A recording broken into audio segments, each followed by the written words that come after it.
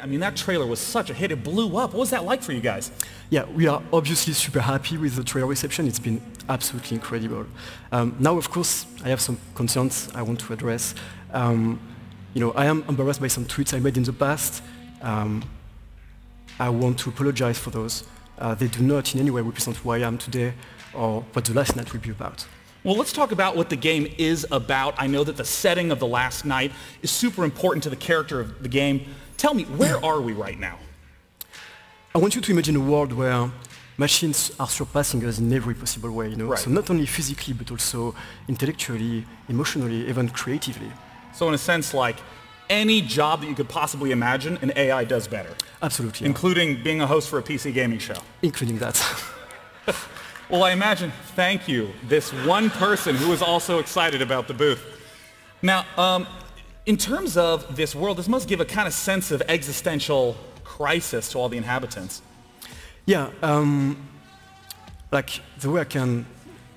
Like, what is it like to be a person in this world? So, in a world where you're not valuable anymore in production, Yeah. the only thing you can really do is to consume endlessly, right? So what you're trying to see with this game is how do you define yourself, when you don't have anything to create or to strive for. Yeah, and I can see, obviously there's the futuristic lighting and the visuals, but there's also that sort of drab, dreary tone. This art style is amazing. I mean, all of these assets are in 2D, but it has so many modern effects. How did you even think of this? So it all comes down to my background in VFX and advertising, basically. So I wanted to, explore what I could do with 2D and pixel art, and just augment that and enrich it with modern techniques of lighting and compositing. Right. And we've talked a little bit about where we are, about the art style. Who are you? Who do you play as in The Last Night? Yeah, so the character you get to play is a young idealist, I would say. Yeah. And because of a childhood accident, he cannot enjoy the same gamified, augmented life than everybody else. Right. So because of that, he wants to change the world. And you want to have like an impact and a meaning. Absolutely. So on his way to do that, he's going to meet some questionable characters you have to trust or not on your way. What about the gameplay? What are the things that, if I'm the player, what do I do in The Last Night? So we took inspiration from some classic genre like point and click and adventure games. Yeah. But so you get, to solve puzzles and dialogues, of course. But we added a real-time component to it. Real-time in what sort of sense? What makes it a real-time puzzle?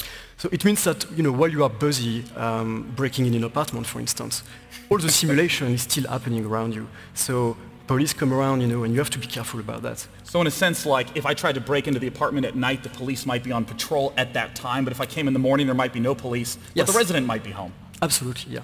So that means that, if you see the police coming around the corner, you better, just hide, pretend to be a hobo, or maybe draw your gun. You also mentioned that the structure of the game is in one night after the other. What's that like?